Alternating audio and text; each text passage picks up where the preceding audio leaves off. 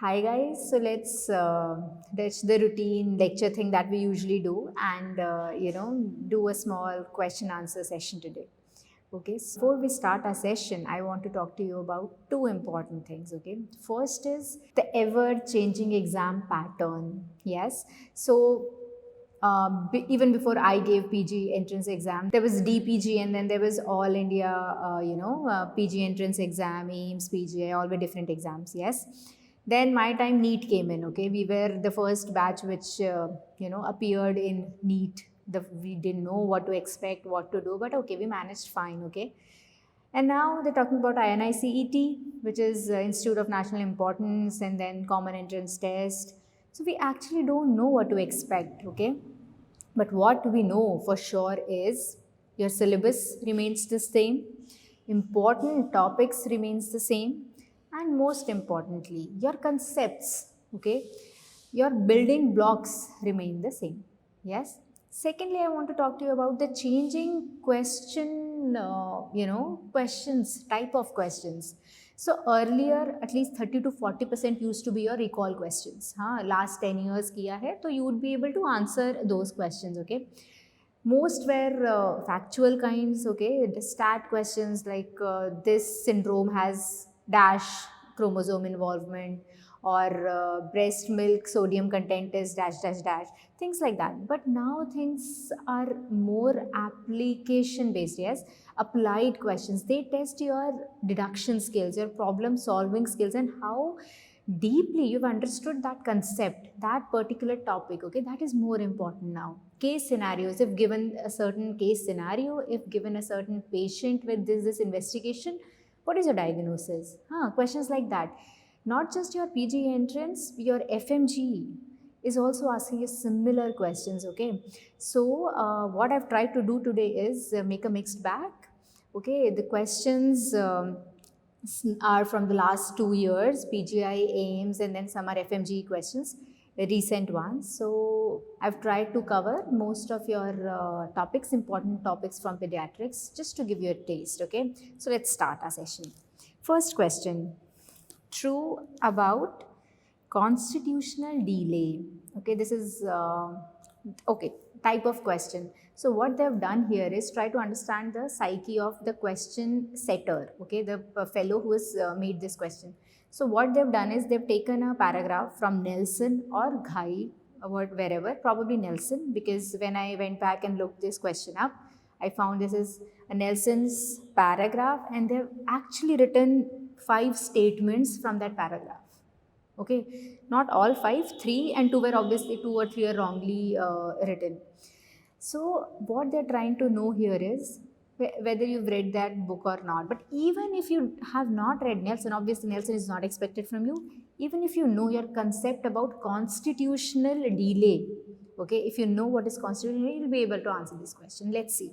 So true about constitutional delay, this has 5 options. So you know it is a PGI question, yes. So you will have multiple correct answers in this question. Pubertal spurt is delayed.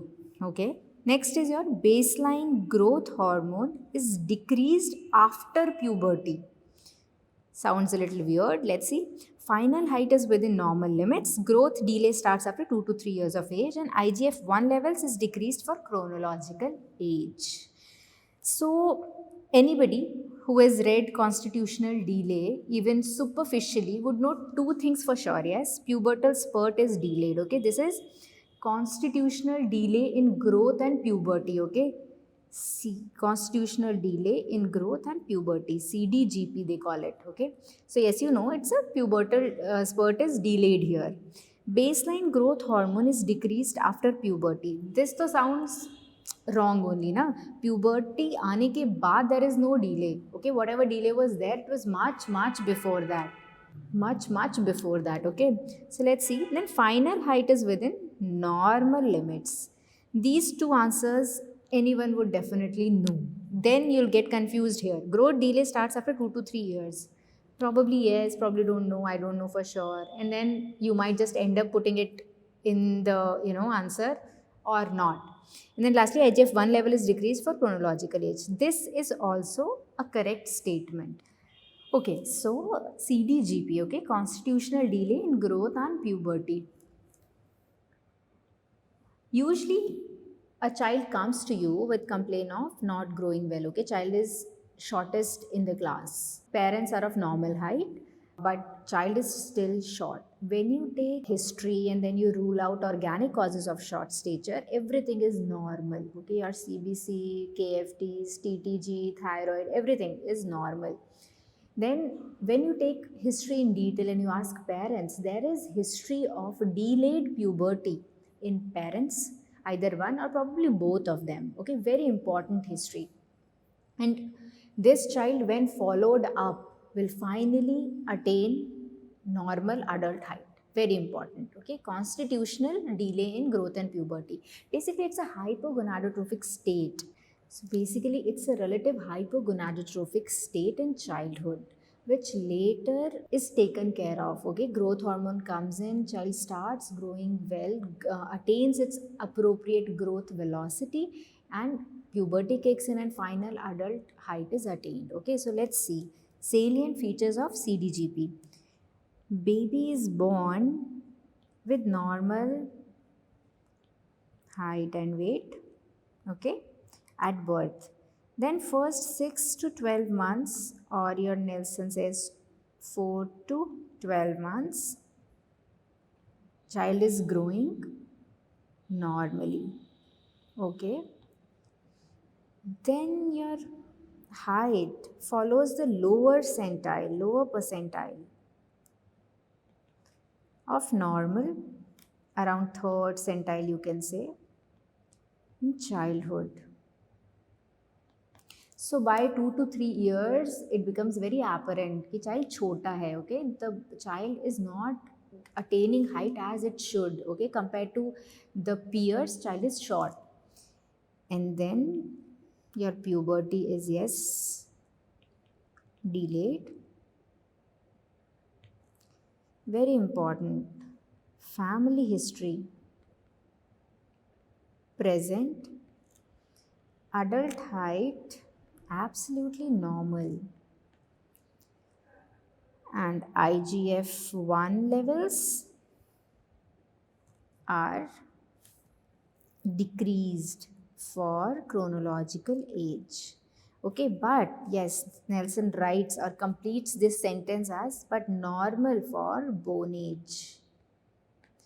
Okay, so this question can come in any other examination with any of other sentence or facts as well, that IGF-1 is normal for bone age. Okay, like they've said IGF-1 is decreased for chronological age, yes, true, but IGF-1 levels are normal for bone age. Okay, so these are some of our important. Normal at birth, normal in infancy is growing absolutely normally, then it follows lower centile. Finally, puberty is also delayed, but when it kicks in, adult height is absolutely normal. Yes, and IGF-1 levels are low for chronological age, but absolutely fine for bone age. Okay, so let's come back to this question. Pubertal spurt is delayed? Yes, right. Okay, baseline growth hormone is decreased after puberty. Firstly, baseline growth hormone anyway holds no value for us. Okay, growth hormone comes in spurts. Okay, that is why even when you are working up a child for short stature, baseline growth hormone is of no value. You get growth hormone stimulation test done. Okay, so as to know if the child's growth hormone status is compromised or not. Baseline GH levels, no, not indicated in any disease. Okay, so baseline growth hormone is decreased after puberty is of no consequence to us. Okay, so no, that this is not a true statement. Final adult height is within normal limits. Yes, that is true. Growth delay starts after 2 to 3 years. No, it starts after your infancy. Okay, it is normal for first 4 to 12 months of life. Then on, the child follows the lower centile. Okay, there's a dip in growth velocity. Okay, then growth IGF-1 level is decreased for chronological. Yes, this is true. Okay, so here you have 3 correct statements. Okay, so next we come to our second question. Okay, Which of the following statement is true about golden minute of birth? Okay, so golden minute of birth. This question has come from your neonatal resuscitation protocol, a very, very important topic from neonatology. Okay, it is important for your final MBBS exam, your table vivas, and also for your MCQs. It's a very important topic. Okay, you will get one question in exam from NRP. Okay, so let's see the algorithm. According to 2015 update, antenatal counseling, team briefing, equipment check, okay, all done. Birth, then you ask 3 questions: gestation, tone, crying, yes, yes or no. Then you follow initial steps. Yes, if all is well, child goes here, ongoing evaluation. Here also your initial steps are there. And then child goes to mother. No issues. But here, if child needs stimulation or resuscitation, then you follow this flow, and you see if the child is apneic, gasping, or heart rate is below 100. If yes, then you go to positive pressure ventilation. Okay, they say PPV is the most important step which determines the outcome later in a child who did not breathe in first 1 minute. Okay, so this first 1 minute is your golden minute. Golden minute or golden time. Okay, this is that golden time wherein if you intervened correctly, the child can have a normal life, and if compromised in this 1 minute, child will have severe bad neurodevelopmental outcome later. Okay, child might have cerebral palsy or other sequelae. Yes, so this is the golden minute they're talking about. Okay, some other questions that we usually you may get from NRP: room temperature 25 degrees. Okay, suction used is 100 mm, sorry, 80 mm of mercury, and maximum is your 100 mm of mercury. And if you see, if you the question is in centimeters of water, then this is 100 centimeters of water, and maximum is your 130 centimeters of water.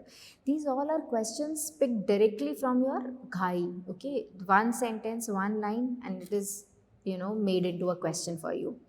Then what other questions they ask? One most important sign or indicator that your resuscitation is going well or your child is being successfully resuscitated is your increase in heart rate. Very important question. It was recently asked in PGI. Okay, so we come back to this question: which of the following statement is true about golden minute of birth? Okay, so golden: to start CPR within 1 minute after birth, to complete CPR within 1 minute, observe 1 minute after birth for spontaneous ventilation, all of the above. Okay, so anybody who has done superficial reading, who knows golden minute जैसा कुछ होता है NRP में, जिसमें हमें फटाफट कुछ कुछ करना होता है, ठीक है? Observe 1 minute after birth for spontaneous. This तो makes absolutely no sense. Even from your clinics, you would remember labor room, gynae and pediatrics both used to work on their all fours. So observe 1 minute after birth for spontaneous ventilation makes absolutely no sense. Yes, then for someone who has read it very well, it should be very clear. To complete CPR within 1 minute doesn't make much sense. Okay, 1 minute, you need 10 seconds. You need to ask, firstly you need to ask 3 questions, then you take up the child, you perform initial steps. Okay, then you assess heart rate. That takes at least 6 seconds, which when we multiply by 10 gives us heart rate in 1 minute. Yes, that is how you calculate heart rate in neonatal resuscitation. So that, and then you give PPV, positive pressure ventilator, for 30 seconds, and then reassess. All this, and if resuscitation has to go on, will take obviously more than 1 minute. So you cannot definitely you cannot always complete your resuscitation in 1 minute. Okay, so to complete CPR within 1 minute, is also very vague or not right, okay, not a correct statement. So to start CPR within 1 minute after birth makes sense, yes. That 1 minute is important because if you give resuscitation in a right manner, in a timely manner to this child, this 1 minute will be golden for the child for his neurodevelopmental outcome later. Okay, so the correct statement or the true about this golden minute of birth would be to start CPR within 1 minute after birth. Okay. Uh, so just remember, your neonatal resuscitation is one very important topic before you go for the exam. Just quickly revise your NRP for sure. Okay, don't forget. Okay, this is a very good case scenario. Okay, a 3-week neonate, just remember the time, presents with ambiguous genitalia. Okay, sodium is 127 milliequivalent per liter and potassium is 6 milliequivalent per liter along with IV fluid. What should be the specific treatment you should give? Okay, now this is a neonate age, ambiguous genitalia, a clinical finding, and then investigations. This is a case scenario given to you. Okay, for a postgraduate, this would be actually easy because we do see such kids, but for an MBBS fellow like you who is yet to be, fully exposed to the emergency and the cases we usually get in emergencies, and even emergency is a rare case scenario. Okay, so let's see. This is a neonate with ambiguous genitalia.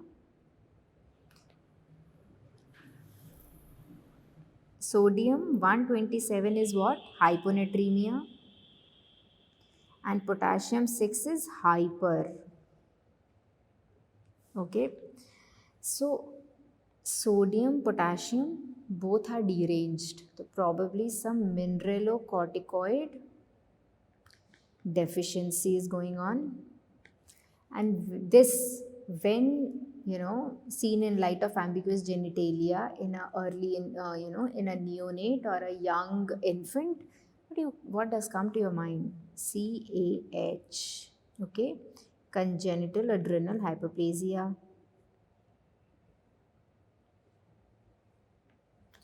In absence of newborn screening program wherein you actually screen for CAH much before these kids manifest or present with the shock and hyponatremia, hyperkalemia and other things. Okay, so in absence of newborn screening program which actually screens CAH, these kids do present in neonatal or early infancy, okay, 2 to 3 months with shock, hyponatremia, hyperkalemia, hypoglycemia, shock, okay, vomiting, diarrhea, anything. Okay, this is your adrenal crisis. Okay, so once you have made the diagnosis for this child, next is what they're asking you. Okay, what should be the specific treatment? Okay, specific treatment is not supportive management. Just read the question very carefully. Now this child with 6 milliequivalent per liter probably has ECG changes and might require calcium gluconate for stabilization of your myocardium, yes. Potassium resins, because of hyperkalemia, yes, you might have to use potassium resins also so as to remove potassium out of your body. Then broad spectrum antibiotics if the child is vomiting and this is sepsis induced or sepsis triggered adrenal crisis, yes, you'll have to give antibiotics also. Okay, these three, probably this child would require these three also, but they've asked for a specific management, okay, which reverses all these. Okay, that is your steroid, hydrocortisone. So answer to this question would be hydrocortisone. The question has a neonate, young infant, ambiguous genitalia, a very important clincher for this question, and then mineralocorticoid features of mineralocorticoid deficiency. So they said along with IV fluid, which indirectly tells you probably child was in shock or underhydrated. So IV fluid, so they've already given. Other than that, what should be the specific treatment? So specific treatment is your hydrocortisone. Okay, so now we come to our next question, okay? Another case scenario. So this question did not have these pictures to start with, but you can actually get an image-based question with similar case scenario or these obvious features and these options, and then they can ask you the same question कि probable diagnosis क्या है. ठीक है, so let's see. This is a 5-year-old with coarse facies, hepatosplenomegaly, large tongue, breathing difficulty with obstructive sleep apnea. Then another feature they've added, cardiac valve thickening, probable diagnosis. Okay, so they could also have given you an image with this child, okay, with obvious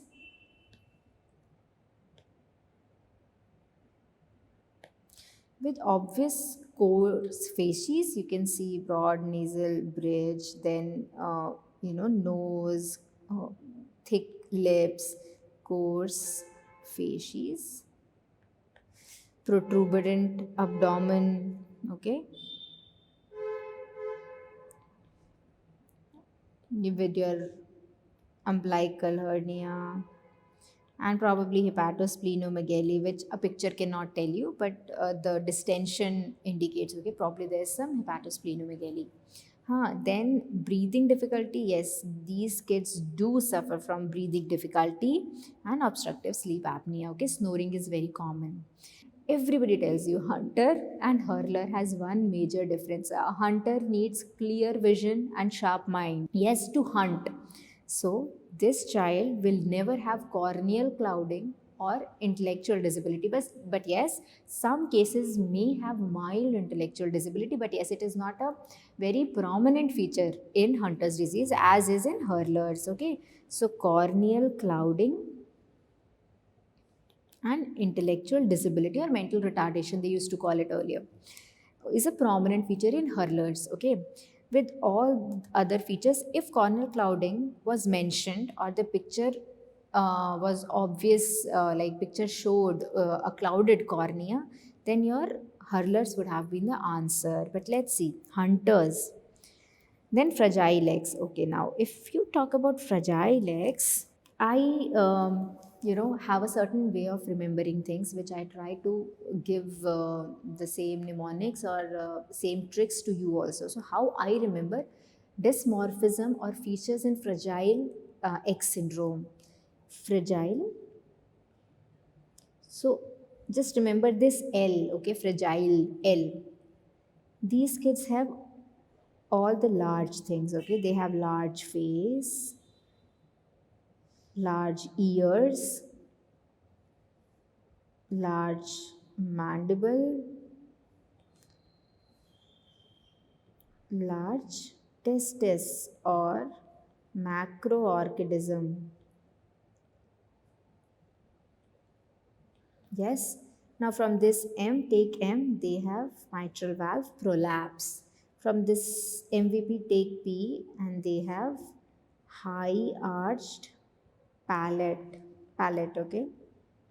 From this high arched palate, take H, and they have hyper extensible joints. Okay, and yes, this is the second most common cause of or genetic cause of mental retardation. Okay, so these are the features of fragile X which are not given in the question nor are they apparent in these pictures. Okay, so fragile X is out. Then we come to Tay-Sachs. Okay, Tay-Sachs has no dysmorphism, no hepatosplenomegaly. It's a purely CNS involving disease. Okay, child has hyper startle reflex to start with, and then within first year of life they have CNS features, spasticity, and your startle, spasticity, deafness.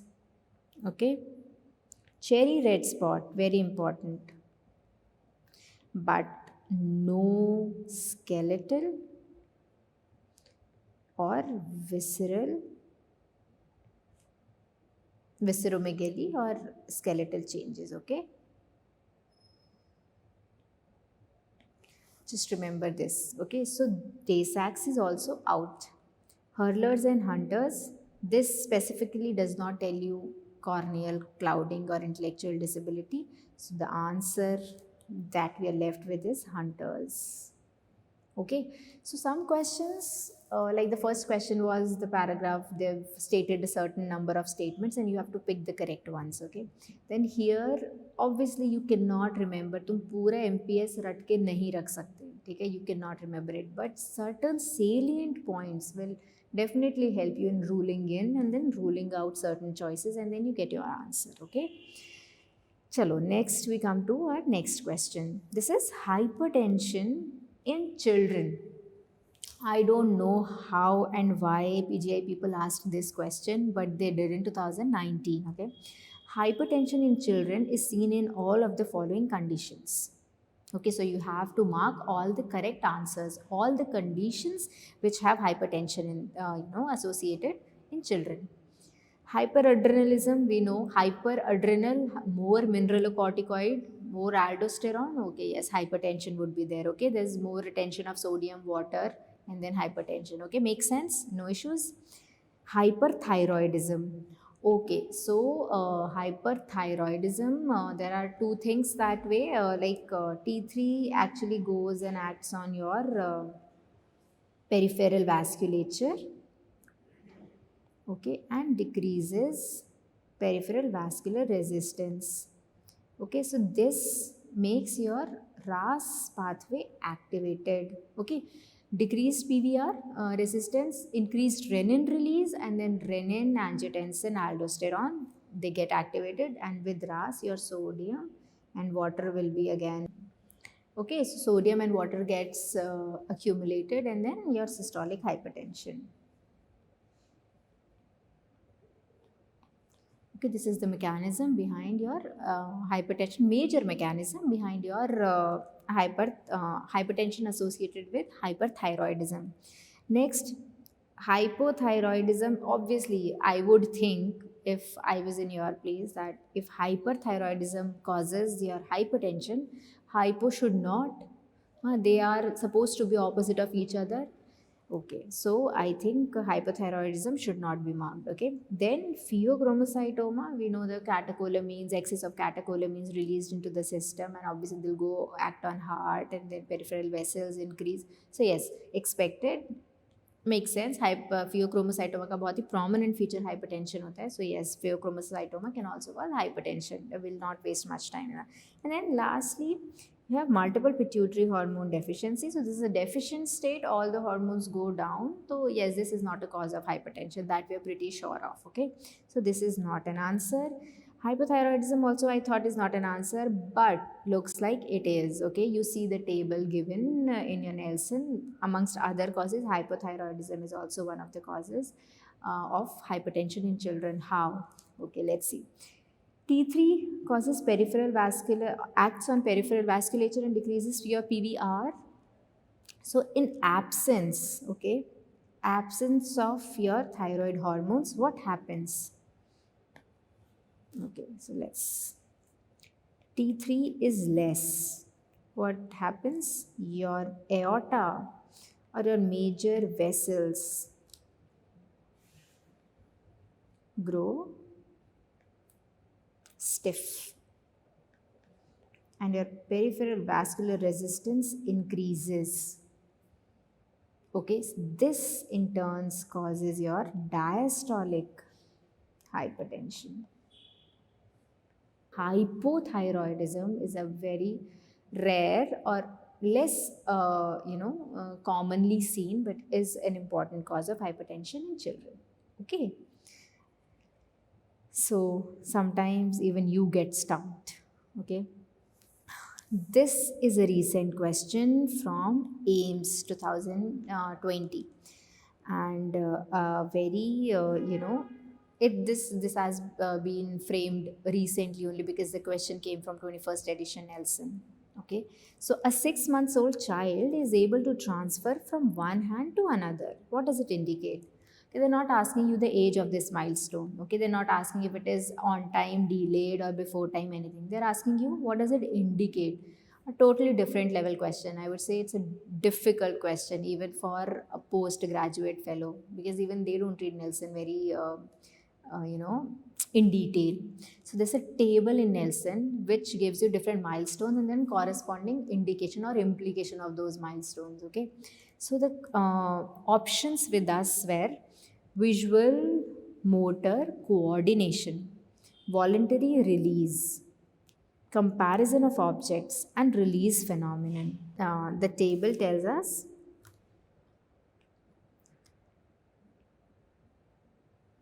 grasp, rattle, or a toy.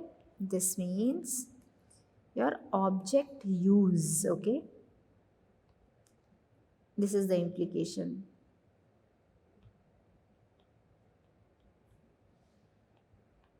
Okay, so the baby when picks up or holds, grasps a rattle, that means now he knows मेरे को उठाना है, मेरे को इसको use करना सीखना है. Okay, so object use. Okay, then is your next example or development they've shared is reaches for object. This is your visual, motor, coordination. Okay, so he will spot a toy first and then he'll reach for it. Okay, so this is visual and then motor, coordination. Okay, then is your palmar, grasp, gone. Okay, so the time palmar grasp goes means the child has attained release phenomenon. This makes absolute this makes sense so beautifully. See, palmar reflex is a grasp. Okay, it's a grasp. Okay, without processing, anything kept on a child's hand will be, you know, tightly held, grasped. Okay, but when it is released, okay, child learns to release objects also. उससे पहले तो उसको छोड़ना ही नहीं आता है. Okay, child doesn't know how to release things. So once this reflex weakens, it goes, that is the time, or that implies the child can release objects now. Okay, makes sense? Okay, so next is your the question that we got. Okay, transfer of object from hand to hand, and this is your comparison of objects. Okay, comparison of objects. So the child kept it in this hand, then he transferred it to other hand. Probably child is comparing. Okay, comparison of objects. So this was a very difficult yet beautiful question. Okay, but let's hope not many of such questions come in our exam. Okay, next we go to our next question. Okay, another case scenario. Now you get 50 to 60% of your questions like this only. Okay, case scenario based. This patient comes and then you use your problem solving skills. Remember your clinics, your concepts, your notes, your what they share. Some teachers share their anecdotes as a patient, as some senior tells you some anecdotes. So remember all that. All these are also going to help you in your exam now. Okay, so one more case scenario. A 3-year-old child, toxic. Okay, toxic child is a toxic child, presents with sudden onset fever, with drooling of saliva, breathing difficulty. Okay, so any child who comes with breathing difficulty, remember your ABC. Okay, you have to stabilize the child first, then only think about further management. हाँ, तो now जो बहुत ही basic चीज़ है ना, वो तो इन्होंने answer कर दिया already. After securing airway, your next line of management they asked you. Okay, so they've already secured the airway. Now tell us, what would you do next? Okay, so this case scenario, before going to the options, this case scenarios gives us a diagnosis, then only you'll manage this case. What could be the diagnosis? See, 3-year-old toxic child, okay, present with sudden. It is sudden and the child is toxic. And there is some obstruction because of which child can't swallow back the saliva. So it is somewhere here, and breathing difficulty. What do you think of? Two things come to my mind. epiglottitis or your laryngotracheobronchitis. Okay, LTB, crew. So, epiglottitis has a sudden and severe course.